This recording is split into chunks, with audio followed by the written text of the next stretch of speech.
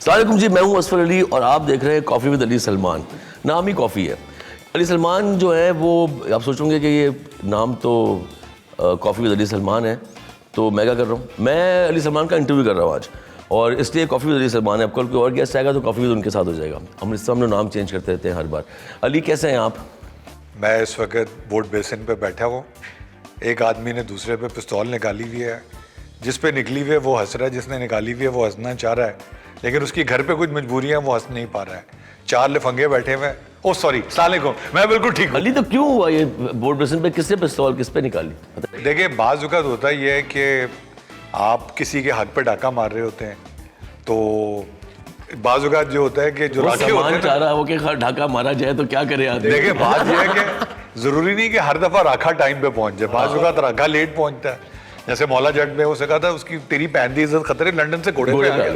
हाँ, आज तक एलोन मस्क हैरान है कि ये घोड़ा हमें मार्स पे ले जा सकता है कि नहीं। तो उससे घोड़े से मिलती जुलती चीज एक है, वो टीपू और मानी के पास है। शेयर नहीं करते वो, लेकिन एलोन मस्क कहता है कि वो बचपन में हम भी जब मतलब वो हमारा सुना, उसने बचपन में नमाज पढ़ के निकलते तो चेंज का वो खड़ा होता था बाहर ना, जो हमें खरीद के दिया करते थे बुजुर्ग हमारे, तो बेटा घोड़े से खेलो, इससे खेलो, हाँ घोड़े से खेलो। हाँ, चेंज का आपने अच्छा बताया, चेंज का तो चेंज बहुत जरूरी है। देखिए वक्फा बहुत जरूरी है। आपसे बेहतर कौन समझता है? 2 इनिंग्स खेल चुके हैं आप, अभी तक आप रिटायर्ड हर्ट नहीं हुए। पूरी हो रही हर्ट आप हैं, रिटायर्ड हर्ट नहीं। हाँ, तो असफ भाई जी, आप क्या पूछ रहे थे? हम पूछा था कैसे आना हुआ आपका हमारे स्टूडियो, क्या कर रहे हैं आप आज? सर मैं तो जग मार रहा हूँ। हम तो 25-26 एपिसोड से जग मार रहे हैं, आज आप आए हैं तो काज़मी बहुत उम्मीद से है कि कुछ मार लेंगे। नहीं मेरे को मार लेंगे। असल में मैं बताता हूँ, ऑडियंस जो देख रही है, अली सलमान और मेरी दोस्ती इनफैक्ट 1995 से हम माशाल्लाह 95 से। और जब ये फ़ोन करें, ये बुलाएं या मैसेज करें या कभी भी, इनका हमारी दोस्ती इस टाइप होती है ना, तो आप ज़्यादा करीबी दोस्त होते हैं तो आधा मैसेज आता है 6 बजे इधर, तो बंदा सब कुछ छोड़ के वहाँ पहुँच जाता होता है। तो ये बिल्कुल ऐसे ही है। लेकिन ये सिर्फ हम दोनों के लिए नहीं है, हमने बहुत सारे, जैसे Taufeeq plumber, Rashid carpenter, Jameel electrician, हम वहाँ पे भी ऐसे ही पहुँच जाते। भाई प्लम्बर कभी टाइम पे नहीं आ रहा पाकिस्तान में। मुझे अपना एक्सप्रेस वाला शो याद आ गया, वो जो साउथ में जो प्लम्बर के नाम से लड़की का नंबर रखा हुआ था, जवेरिया। दो से नाम से साउथ ने नाम सेव किए फोन में, इरफान प्लम्बर। हालांकि उसको उसने जवेरिया को समझाया कि प्लम्बर का काम पाइप साफ करना होता है।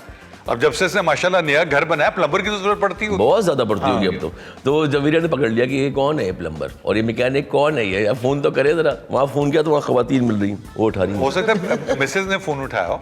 हाँ देखिए, आप हमारे यहाँ शो बिजनेस में बड़ा गलत कॉन्सेप्ट है कि हमायूं को फोन करे तो हमेशा भाभी उठाएंगी। भाभी से याद आया वो अच्छा नहीं, भाभी से याद आ गया, हमायूं भूल जाता है फिर। तो हाँ, आप क्या कह रहे थे? सॉरी, जमील प्लम्बर से जमील प्लम्बर से याद है कि इजाज असलम नहीं बड़े अरसे से मिले। पाइपों से याद आ गया आपको? एक्चुअली इजाज से मुलाकात अभी परसों हुई थी। इजाज असलम से हम लोग एक साथ में शो करने लगे थे, तो थोड़ा डिले हो गया। तो इजाज से काफी लंबी कपड़े, इजाज ने ड्रामा शामा किया है, बड़ा मजेदार नया फना माशाल्लाह। वो Najaf, you should call him, Najaf ने डायरेक्ट किया और नजफ ने हमारे शो में आना था। नजफ ने सुने, बड़ी मजे की कहानी सुनाता हूँ। मेरा भाई है नजफ, अगर तू देख रहा, नजफ ने परसों मुझे बताया, संडे को शो था। पहले कहता है कि संडे को बच्चों का सुबह स्पोर्ट्स है। मैंने कहा ठीक है, तो हम टाइम रीस्केड्यूल करते, 2 बजे आ जा। उसका मुझे परसों मैसेज आया, Najaf please don't take me wrong, किसी का इंतकाल हो गया तो जोर पे तो जनाजा है। मैं इस टाइम पे नहीं आ सकता। नहीं, मगर परसों इंतकाल हुआ तो जोर पे कौन सा जनाजा? और परसों सुबह 10 बजे के मैसेज मैंने अल्हम्दुलिल्लाह संभाल के। नजफ लंबी बिजी हो गया। संडे को हम भी करते हैं, बहुत बिजी होता है। नजफ का बड़ा प्रॉब्लम है। नजफ मुझे मेरी नजफ से बात होती है, फ़ोन पे हम लोग बात करते हैं। नजफ से दोस्ती बहुत पुरानी है और इनफैक्ट इस इंडस्ट्री के पहले दोस्त में नजफ बिलग्रामी थे। वाह। और नजफ से दोस्ती इस तरह वाली है कि मैंने उसको मैसेज किया, उसने मैसेज किया, अब 3-3 मिनट के वॉइस नोट चल रहे हैं। हमारी मुलाकात तो वॉइस नोट पे ही हो गई है, उसका मिलने का फ़ायदा क्या है? यार बचपन में सुना था कि फ़ोन 6 वो जो कह रहे हैं वो नहीं करना चाहिए क्योंकि कान में इन्फेक्शन हो जाती है। ठीक, अब तो स्पीकर फोन आ गया, अब जरूरत नहीं है। हाँ, अब तो वीडियो कॉल भी आ गई है। वीडियो कॉल से याद है, इजाज असलम का क्या बता रहे थे? हाँ, इजाज असलम शो कर रहे थे। हाँ, अब वो इतनी अच्छा शो था रमज़ान का, इसलिए को ज़्यादा बोल नहीं सकता, लेकिन इजाज के साथ वो फना ड्रामा उन्होंने किया, अभी वो बता रहे थे। तो नादिया भी बता रही थी कि वो नादिया भी कर रही थी, नादिया इजाज के साथ हम कर रहे थे।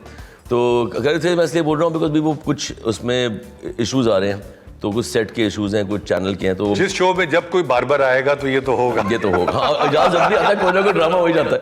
अभी इजाज का हमारे शो में भी ड्रामा हो गया था। तो खैर, तो वो देख रहे हैं, अगर वो हो जाता तो नादिया cut, now you are the guest, we go back to that. अब तो इंट्रो दे दे फटाफट। हाँ, अब नहीं, मैं इंट्रो को नहीं दे रहा, ये शो शुरू हो चुका हुआ है।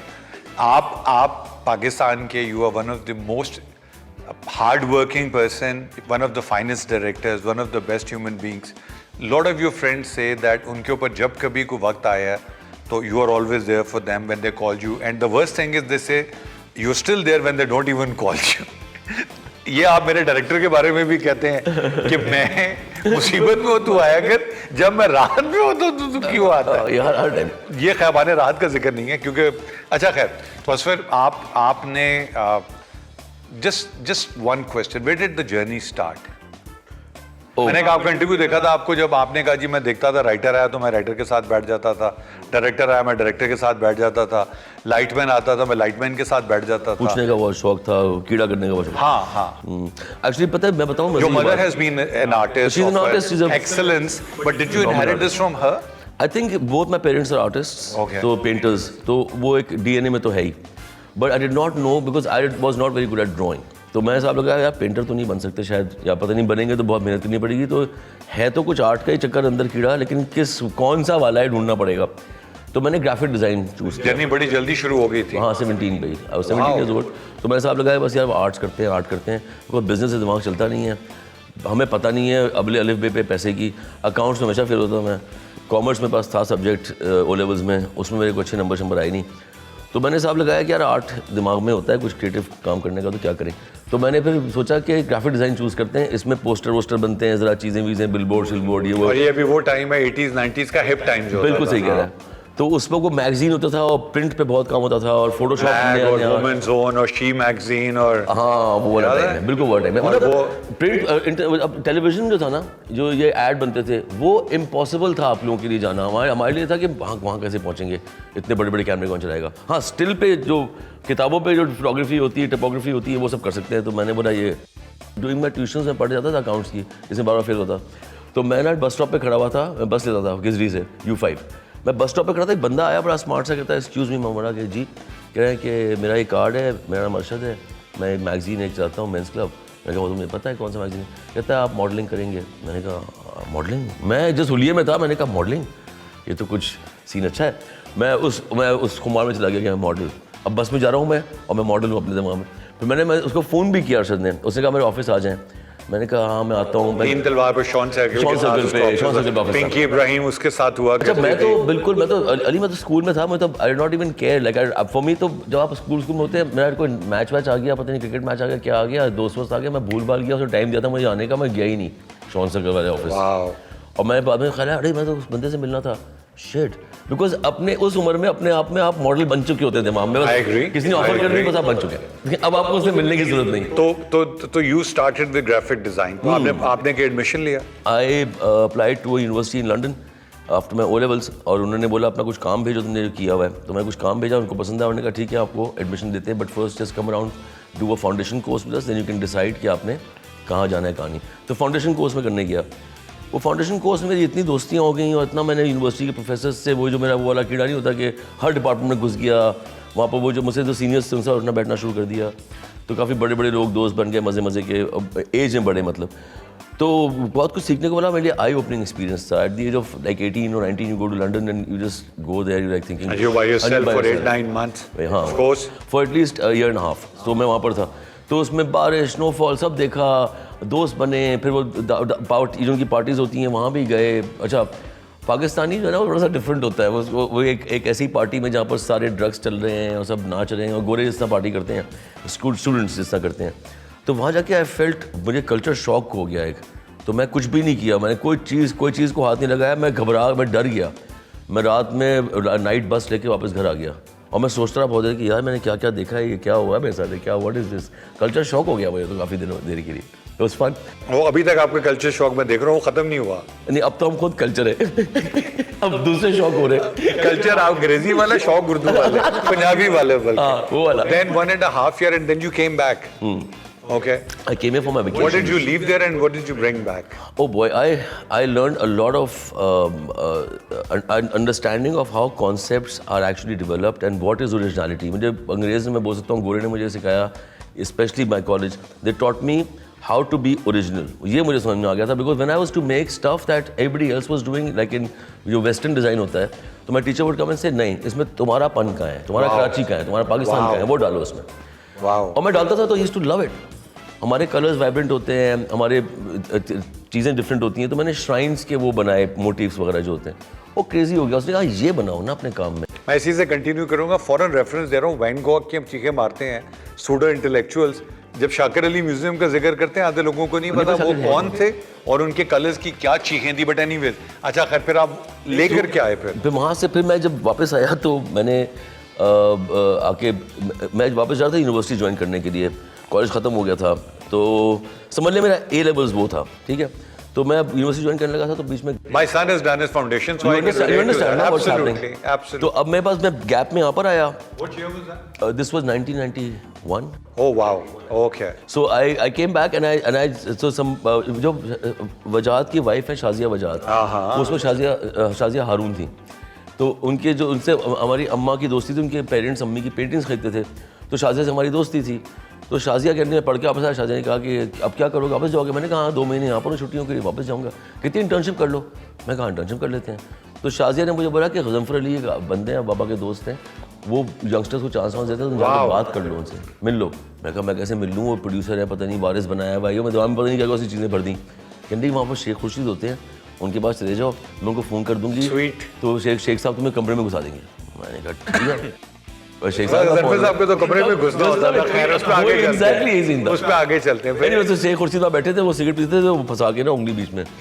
This is combined. This combined production. कैसे बैठे हुए थे छोटे से कमरे में, अकाउंटेंसी के उसमें बैठे हुए थे. कौन हो, क्यों आए हो? छोटे गज़नफ़र अली. मुझे उनकी वो एक कैरेक्टर थे. तो शेख साहब ने बोला कि मैं कहा सर मुझे वो शाजिया हारून ने बोला था कि वो शाजिया ने भेजा. अच्छा तुम वो लड़के हो यार, वो बैठ जा. मैं बैठ गया. कह रहे अभी बहुत अंदर, और पीछे बाबा जी की चिखने की आवाज़ आ रही है कमरे में, किसी की वो बजा रहे हैं. मैंने कहा मैं नहीं मिल रहा भाई, ये तो पता नहीं बंदा बहुत चीख रहा है. कहने नहीं वो मीटिंग चल रही है, ख़त्म हो जाएगी, मैं तुम्हें जब मैं बोलूँगा ना जाओ घुस जाना. तो मैंने कहा ये कैसी मीटिंग है कि बाप नौकर के बोले हैं बंदा मिलने है. कह रहे हैं ऐसे करूँगा ना कभी बुलाएंगे ही नहीं, रोज़ आ रहे हैं 25 लोग मिलने के लिए कि मैंने कुछ बनना है. कह रहे तू मैं बोलूँगा ना कि बस अभी बस मैं उस वक्त. तो जैसे ही कोई अंदर बंदा था वो बाहर निकला है, दरवाज़ा खुला है, उसने वो बंदे ने शेख खुर्शीद ने बोला अंदर जा. तो मैं चला गया बगैर किसी उसके.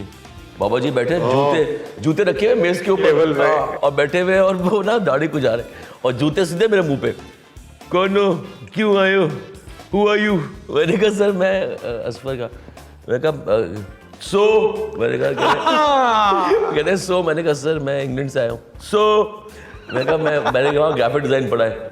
So what the fuck. मैंने कहा नहीं आई जस्ट थॉट कि वो मैं आप मुझे शाजिया का I don't know who is this person. मैंने कहा सर मुझे वो काम करना था. वो क्या किया है तुमने? तो मैं ना साथ पोर्टफोलियो का ना इतना बड़ा बैग, इतना बड़ा देख अभी इस साइज़ का पोर्टफोलियो का बैग था, मेरी ड्राइंग्स थी उसमें. मैं कहा मैं कुछ लाया हूँ, दिखा दूँ आपको. दिखाओ. तो मैं वो दिखाया तो उन्हें सब ड्राइंग्स देखी. कहते हैं ठीक है कोई वीडियो पे कुछ किया है? तो मैंने कहा कि अच्छा इत्तेफाक से जो मेरा थीसिस था फाइनल, इसका फाउंडेशन कोर्स का फाइनल थीसिस था, that was an animated film जो मैंने स्टॉप मोशन एनिमेशन में बनाई थी. तो वो स्टॉप मोशन एनिमेशन की VHS टेप थी. मैंने कहा ये लगाएं. आए बाहर एडिटिंग रूम में, कहने लगाओ दिखाओ क्या बनाया है. वो 10 सेकंड की थी लेकिन थी एनिमेशन. उन्होंने देखी क्या? उन्होंने देखा, उन्होंने कहा कि ठीक है जाओ काम करो. तो that's was his exact words. तो मैंने कहा अब आई थॉट बोलेंगे ठीक है आप उनसे मिल लें, फॉर्म साइन कर दे, कल आ जाइएगा, सुबह ऑफिस ज्वाइन करें. नहीं जाओ काम करो.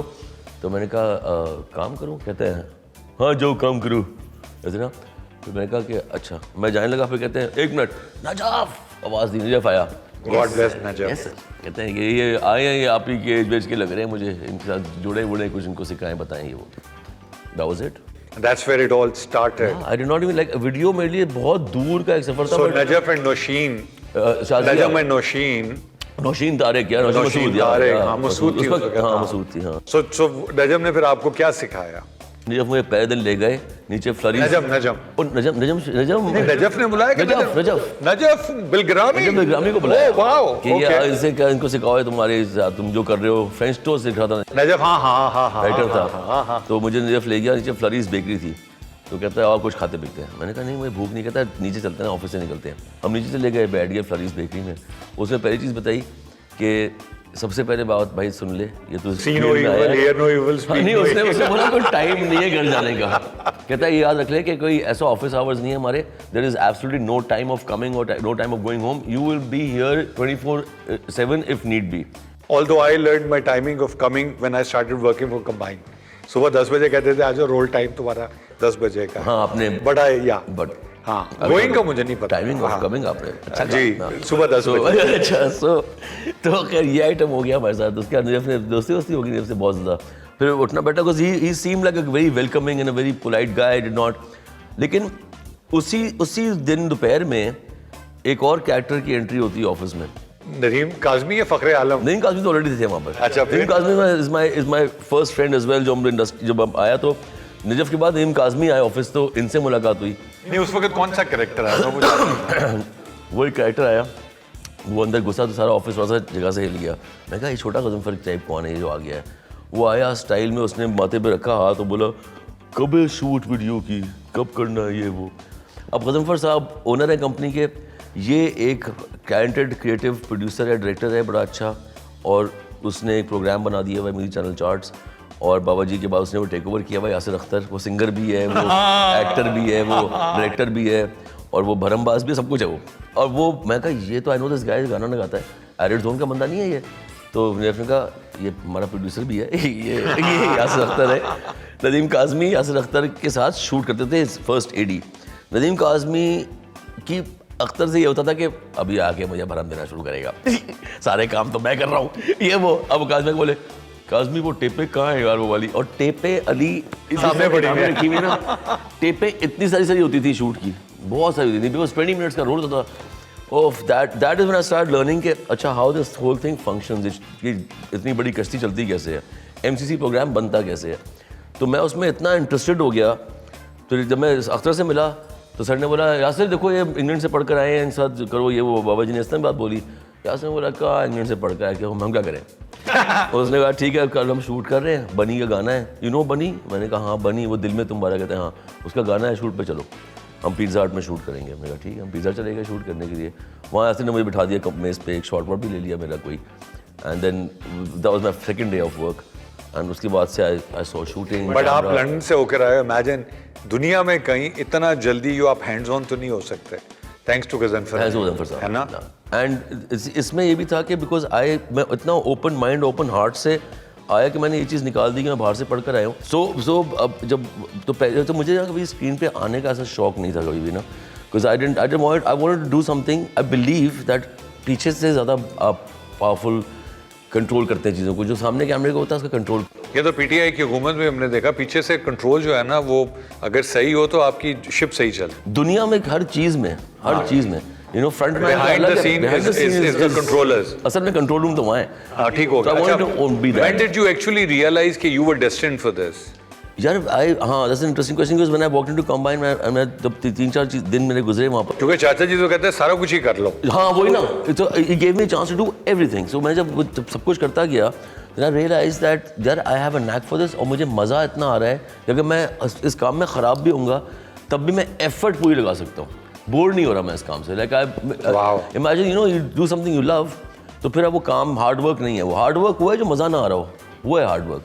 हार्ड वर्क ये थोड़ी है कि क्रिकेट खेलते हैं पूरे दिन, मज़ा तो आ रहा है, तो कभी हार्ड वर्क नहीं। अभी आप बोलें बैंक की नौकरी कर लो किसी आर्टिस्ट को, क्रिकेटर को, वो नहीं कर, वो बोलेगा हार्ड वर्क हो रहा है ये तो मेरे लिए वो हार्ड वर्क नहीं था। वो हार्ड वर्क नहीं था। So that is why I realized this is my calling, I should do this। और फिर वो कौन सा मोमेंट आया, the moment that you thought that you know you made it?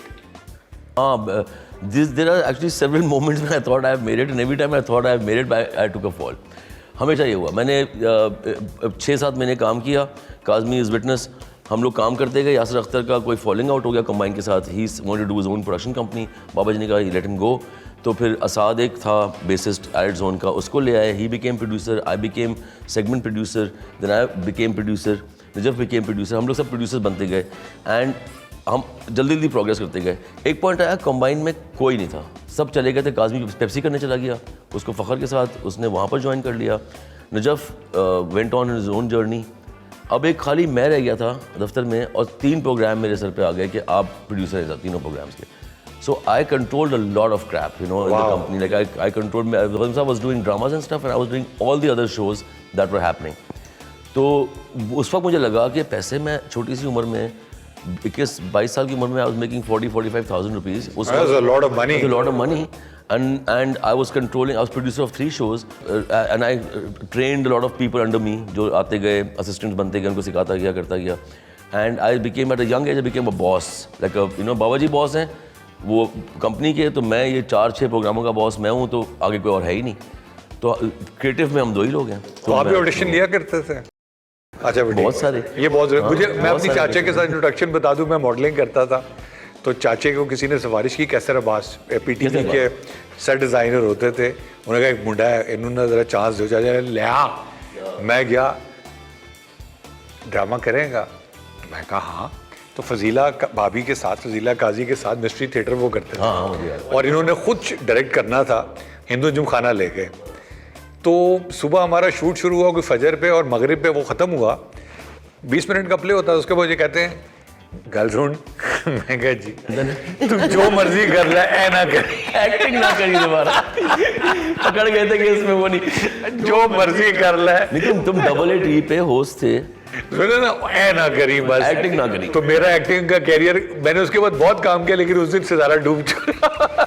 नहीं, बट आई टेल यू, उन्होंने उसके बाद मुझे फिर खुद बुलाया, कहते हैं उन्होंने मुझे पंजाबी बोलते हुए ड्रामे में सुना था। अच्छा, ओ ऐसी। हाँ हाँ, उन्होंने कहा बात सुन, डायलॉग उर्दू में लिखा हुआ है। मैं कहा जी ये मिस्ट्री थिएटर है क्या? कहता है मेरा प्यो ना बन। You know, and then he said कि यार तू बात सुन, तू कैमरे के आगे बैठ के बकवास किया कर। And I still owe him this thing. वो he called me and said कि वो time when I met you, that time when I was जब मैं प्लास्टिक की पुतलूने पहन के आपके साथ लंडे बाजार में तोता बन के भागा करता था गर्मी में। और टीपू की पहली एंट्री वहीं थी। मैं आपको बताऊं कि असफर, मैंने आपको और एक कामरान कुरैशी को काम करते हुए देखा।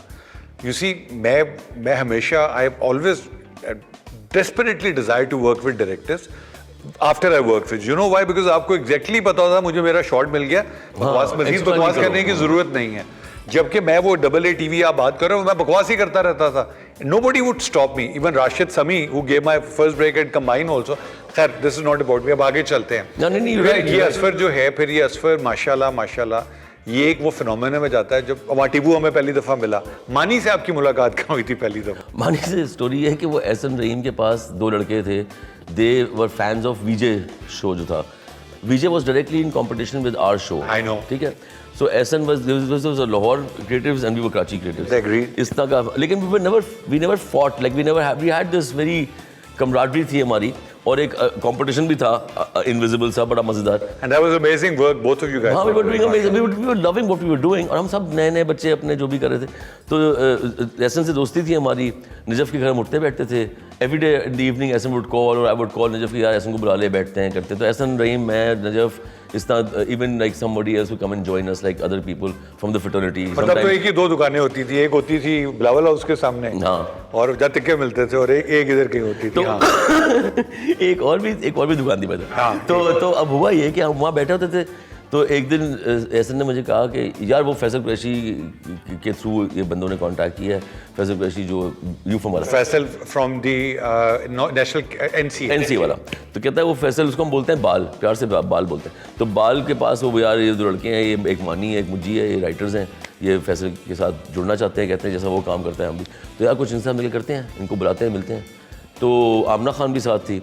तो ऐसा ने तो इतनी ज़्यादा वो नहीं कराई मानी और मुझी को कि यार लिखवाने का है तो वो काम करो, फैसल से मिल लो, आमना से मिल लो, जो लिखना है।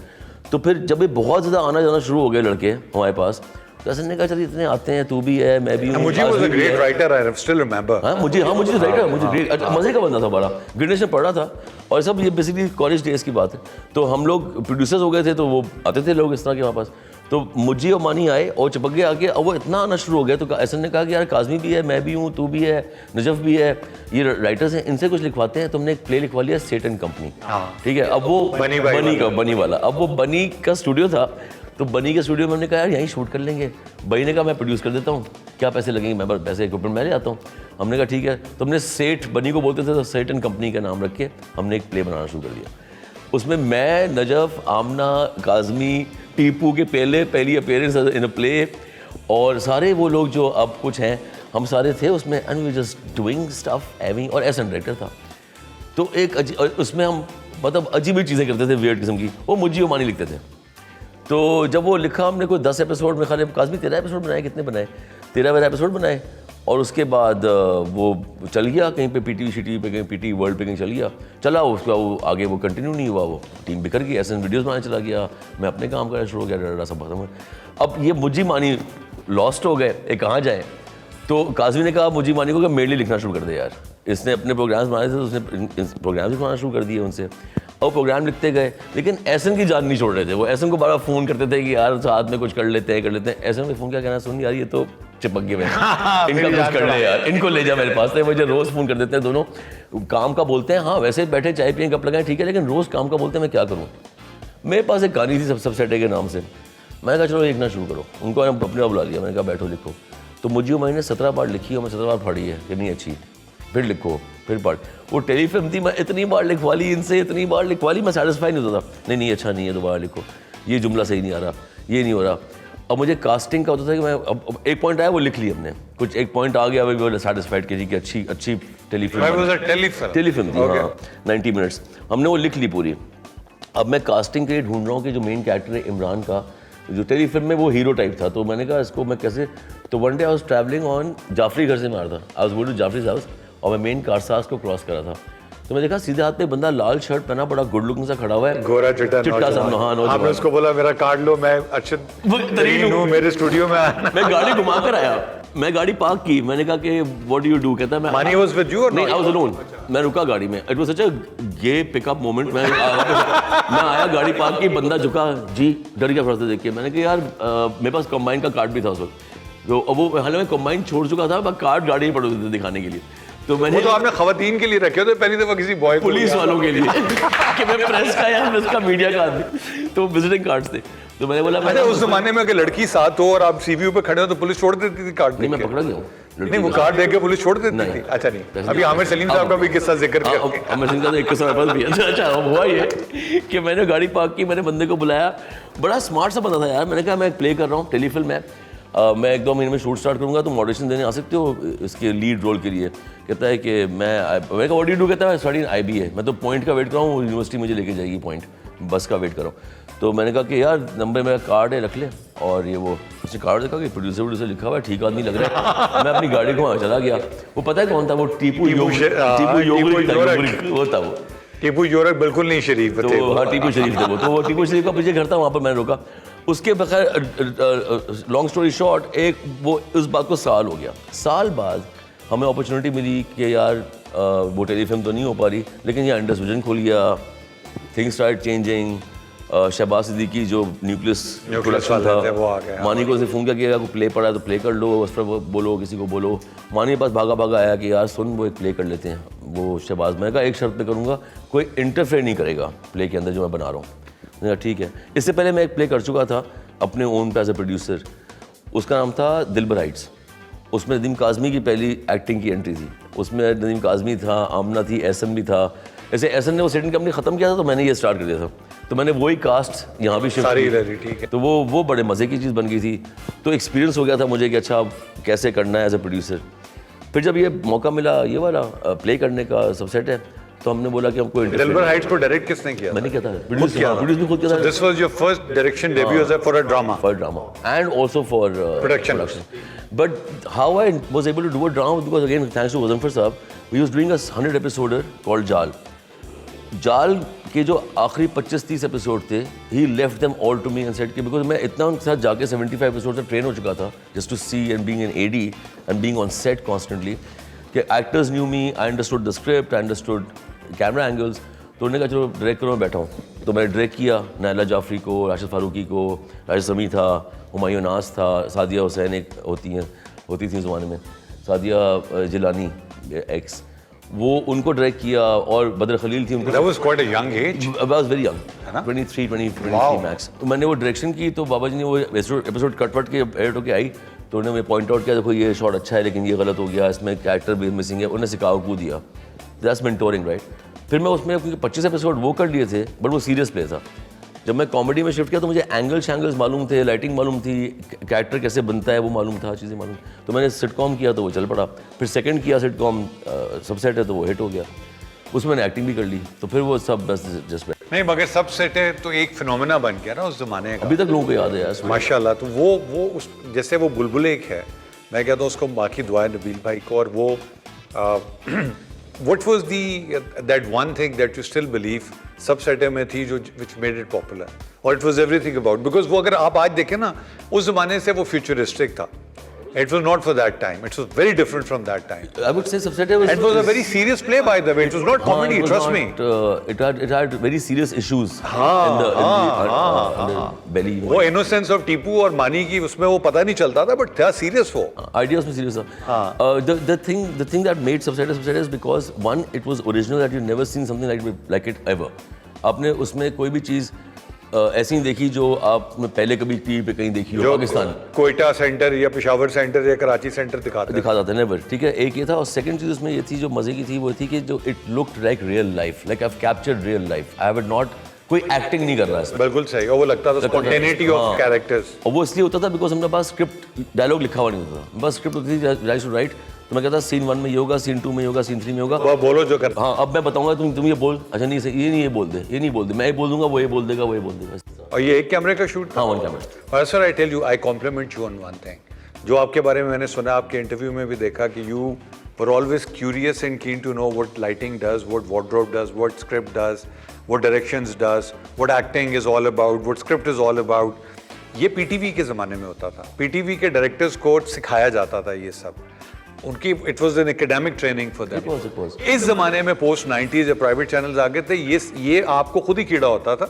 हाँ यार, मुझे एक्चुअली हमारे अली तेरे मेरे हमारे जो एरा के लोग हैं, उसमें हम फॉलो करते थे पीटीवी के ग्रेड्स को। Correct, right. उन्हीं को हमने मेंटोर माना, उन्हीं से सीखा, उनके तरीके देखे किस तरह काम करते हैं, फिर हमने वही फॉलो करना शुरू कर दिए। तो हमारे मेंटोर्स जब वो थे, तो फिर हमने वो चीज़ें अडॉप्ट भी कर ली हमने। ऐसे फॉर एग्जांपल अफजल साहब would always be focused on कि यार टाइम पे शूट स्टार्ट होनी है, मुझे नहीं पता, अगर टाइम पे नहीं करोगे then I am losing money as a producer, the actors are going to get lazy, you know, let's just start on time. But when I started working, तो मैंने वो 1 बजे शूटिंग स्टार्ट हो रही है, 2 बजे हो रही है, कभी उठ के ही आ रहे हैं आंखें मलते हुए, 3 बजे आ रहे हैं, यू नो, और शूट स्टार्ट कर रहे हैं। तो हाँ, I suffered, so I learn this through the hard way. कि नहीं, वो सही कह रहे थे यार, 9 बजे स्टार्ट करो, ख़त्म करो 6 बजे, क्या मसला है, यू नो। अच्छा, अब यहाँ पे हम इस शो को पार्क कर देंगे, और हम जब वापस आएंगे अगले एपिसोड में, तो हम उस ग्रेट असफर के बारे में बात करेंगे जिसके अंदर एक डायरेक्टर फिल्म बनाने का कीड़ा बहुत बड़ा, उस असफर से बात करेंगे जिसको द माइटी हार्ट में मौका मिला और एक इंटरनेशनल एक्सपोजर मिला which was larger than life. और उस असफर को ख़ास तौर पे मैं छेड़ूंगा जिसके अंदर अभी तक एक आग जल रही है साजिद हसन की तरह, लेकिन साजिद भाई उस आग से खुद जल रहे हैं, लेकिन you are waiting for that fire to explode so that volcano erupts. I know, I don't want to discuss the eruption, but it hasn't erupted to the max. और उस असफर के बारे में बात करूंगा जिसका घर हॉन्टेड था, जिसके बाथरूम में कभी चले जाए तो शीशों पे अजीबोगरीब मार्क्स होते हैं ना। ख़वातीन और हज़रात, आपसे मुलाकात होगी अगले एपिसोड में। The notorious part of Asfar is yet to be discussed, but the great Asfar is yet to be exposed. अपना बड़ा ख्याल रखिएगा, आपसे मुलाकात होगी अगले एपिसोड में।